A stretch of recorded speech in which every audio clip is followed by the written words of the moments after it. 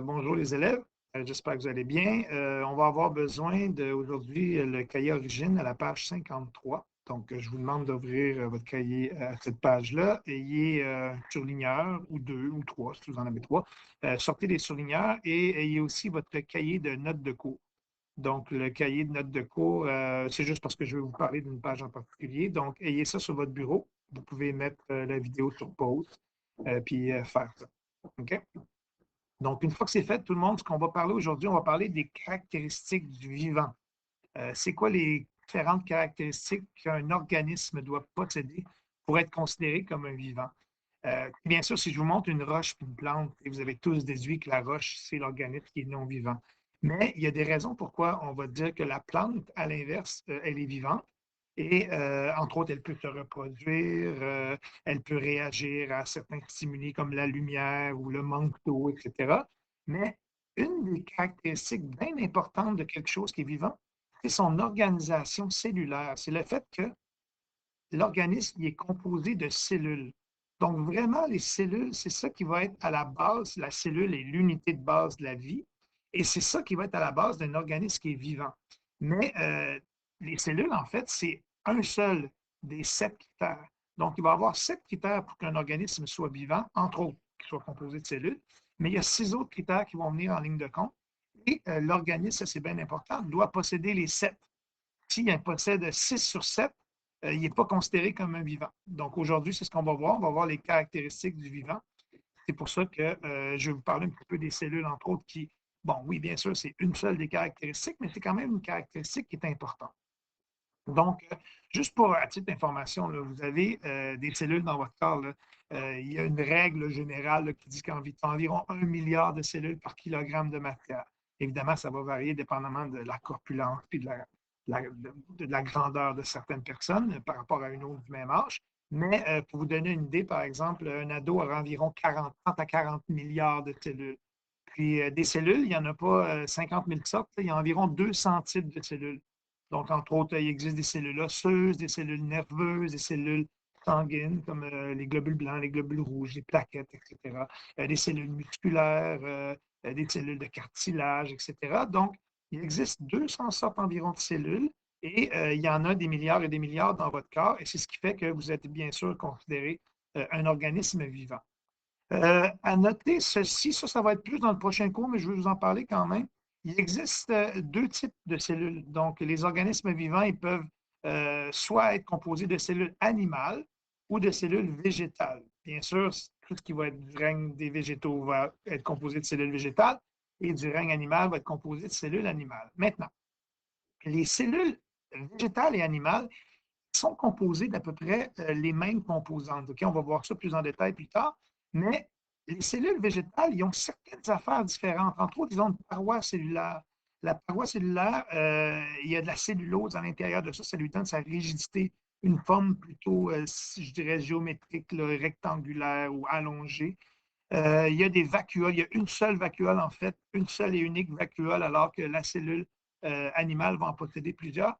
Mais entre autres, les cellules végétales, ils possèdent des chloroplastes. Puis les chloroplastes, eux autres, c'est vraiment particulier à la cellule végétale et ce sont les chloroplastes qui vont faire, entre autres, une réaction chimique super importante que les plantes font, ça s'appelle la photosynthèse.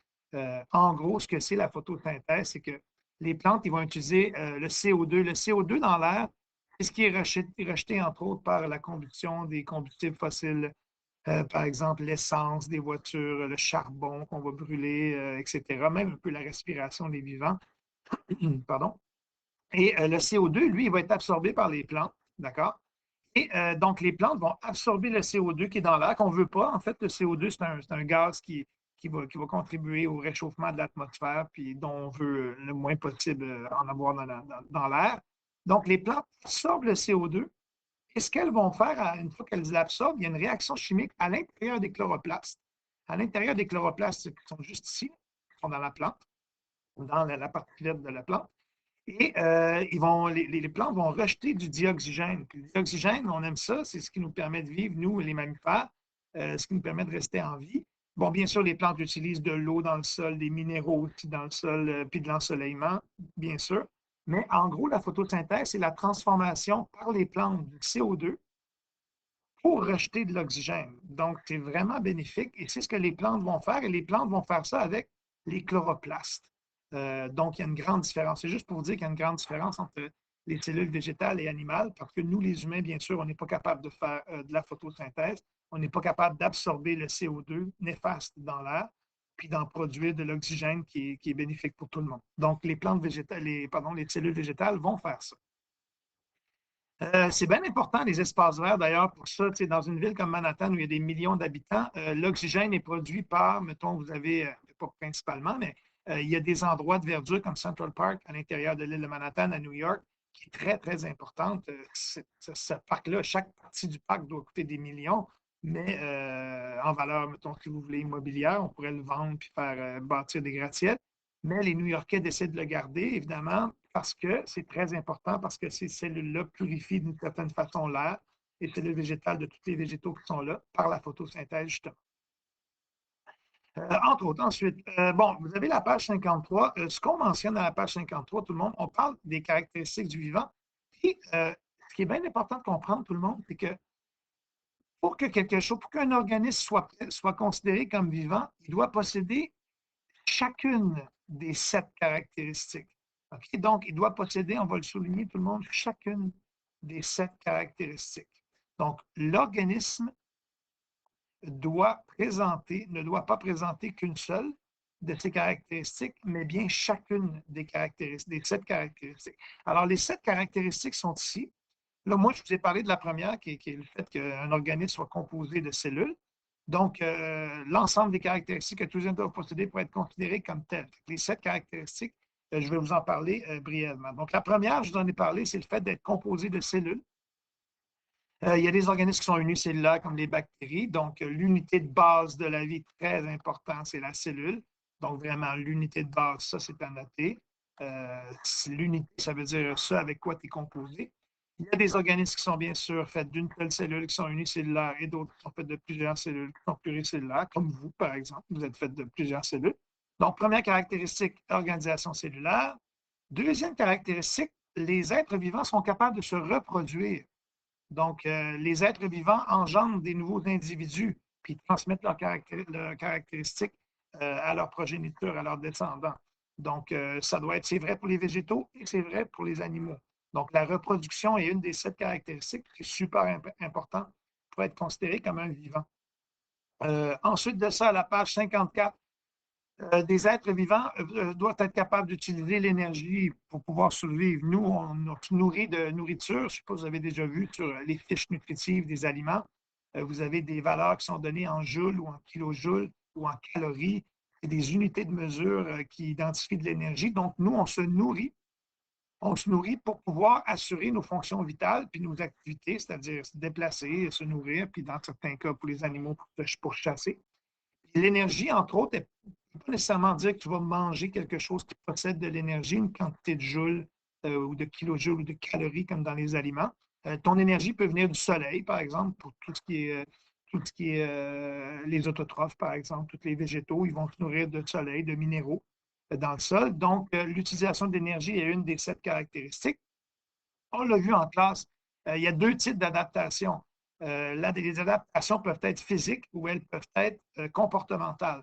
Donc, l'adaptation au milieu, elle peut être physique, on va l'écrire. Elle peut être physique, comme on l'a vu, donc tout ce qui est mimétisme, camouflage. Puis elle peut être aussi comportementale. C'est le comportement qui peut être changé. Comportemental. OK?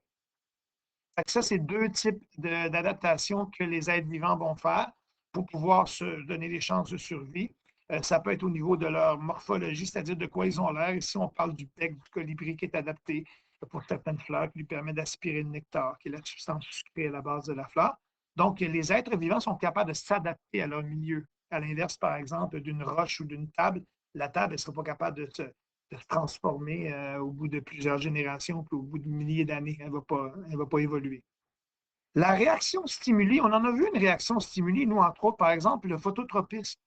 Des stimuli, c'est le pluriel pour stimulus. Un stimulus, ça peut être un bruit, de la lumière, ça peut être Ça peut être tout ce qui est ce qui va faire réagir un être vivant, un son, de la chaleur, de la lumière, etc. Nous, les êtres vivants, par exemple, notre œil, la pupille de l'œil, elle est capable de se dilater ou de se contracter. Donc, ce que vous voyez ici, là, la pupille de l'œil, elle va se dilater quand il y a beaucoup de lumière, quand il y a peu de lumière, pardon, pour laisser entrer le maximum de lumière pour que ça puisse atteindre le fond de l'œil puis être lu par la rétine. S'il y a trop de lumière, la pupille va se contracter de façon à limiter la quantité de lumière pour justement pas abîmer le fond de l'œil puis pour protéger l'œil. Donc, nous, on réagit à la lumière, mais, par exemple, d'une façon à contracter notre pupille, mais les végétaux, entre autres, peuvent réagir, eux, à la lumière en faisant du phototropisme, en s'adaptant, entre autres, en adaptant leur comportement. Donc, la réaction aux stimuli. Donc, des stimuli, très important de le noter, tout le monde, des stimuli. Vous en avez des exemples ici, là, la lumière, le son, les odeurs, la saveur, la chaleur. Une chaise ne va pas réagir à la lumière. Elle ne va pas se transformer ni à un son. Elle ne va avoir aucune réaction. Mais les êtres vivants, eux, ils vont réagir à ça. Donc, réagir aux stimuli. La croissance et le développement, bien sûr, tout ce qui est vivant va avoir une croissance, va être capable de développer ses cellules pour pouvoir les multiplier puis avoir une certaine croissance. Donc, si on donne l'exemple d'une graine de pois qui va se développer pour devenir une plante. Et la dernière caractéristique, c'est les échanges avec le milieu. Tantôt, je vous ai parlé du CO2 qui est absorbé par les plantes. Donc, le milieu, c'est le milieu environnant. Fait que les cellules végétales vont absorber le CO2. Donc, les échanges, ils vont faire des échanges, ils vont prendre le CO2 puis ils vont produire de l'oxygène. Avec ça, ça montre qu'ils sont capables d'absorber ce qui est autour d'eux, de le prendre, de l'utiliser, puis de rejeter quelque chose d'autre. Donc, les êtres vivants sont capables de puiser dans l'environnement les substances nécessaires à leur survie. Nous, quand on mange quelque chose, si vous mangez quelque chose de votre jardin, ben, vous faites des échanges avec votre milieu. Le milieu, c'est vraiment l'environnement dans lequel vous évoluez. Donc, ici, on donne l'exemple de la photosynthèse. La fougère qui effectue la photosynthèse, c'est un exemple d'échange avec son milieu. Vous savez, mettons, le tournesol, lui, oui, il fait des échanges avec son milieu. Il absorbe l'eau par ses racines, les minéraux, il réagit au soleil, etc. Il possède les 7 caractéristiques et est considéré comme vivant. Mais un volcan, ça possède quand même certaines des caractéristiques. T'sais, un volcan, ça va faire des échanges avec son milieu. Un volcan, entre autres, ça envoie de la lave, c'est du magma, là, c'est de la roche fondue, si vous voulez, à l'extérieur, mais ça envoie du CO2 dans l'air. Euh, ça fait des échanges avec son milieu. Le volcan va aussi faire de la croissance. Il va croître, le volcan, c'est-à-dire qu'à mesure qu'il y a de la lave qui va sortir, qui va durcir, bien, le volcan, il va se mettre à. Il peut faire de la croissance, si vous voulez. Un volcan aussi peut réagir à des stimuli, par exemple, il peut réagir à des plaques tectoniques, c'est-à-dire des plaques dans la terre, dans la croûte terrestre qui bougent pour pouvoir tomber en éruption, par exemple. Fait qu'un volcan peut avoir ces 3 caractéristiques-là, mais vu qu'il n'y a pas les 7, il va être considéré non vivant. Donc, c'est ce qui est à retenir. Maintenant, dans la page 15 des notes de cours, tout ce que je veux vous dire, tout le monde, c'est que vous avez là les 7 caractéristiques, mais ils sont comme numérotés. Bien sûr, les caractéristiques ne possèdent pas des numéros. Là. On n'a pas besoin d'apprendre que la caractéristique numéro 5, c'est stimulé, ce n'est pas ça du tout. Mais quand vous allez les placer, tout le monde, essayez de déduire un peu qu'est-ce qui va où. Et organisation cellulaire, bon là, bien sûr, l'unité de base de la vie, c'est quoi? Vous l'écrivez. Quelque chose qui est composé de cellules. Qu'est-ce que c'est? La deuxième, ben là, tu ne sais pas trop quoi écrire, mais tu regardes la troisième, tu vois qu'on parle de quelque chose qui sert à se déplacer, à chasser et à se reproduire. Fait que tu vas aller mettre au numéro 3 ce qui est en lien avec ce qui est écrit en dessous. Ici, vous avez une autre indice là, pour le 4. Ça sert à assurer la continuité, la survie de l'espèce. La continuité, c'est d'avoir des descendants, etc. La 5e, elle est nommée. La 6e, on ne sait pas c'est quoi. Puis la 7e, elle est nommée, c'est des échanges avec le milieu. Fait que donnez-moi une brève définition. N'oubliez pas que vous avez toute l'information aux pages 53, 54. Allez lire la définition, ce qu'on a souligné, puis écrivez ce qui est nécessaire aux pages 15. Voilà, à la page 15. Fait avec ça, il y a un devoir qui est celui-ci. Donc, vous pouvez le faire. Merci, puis bonne journée.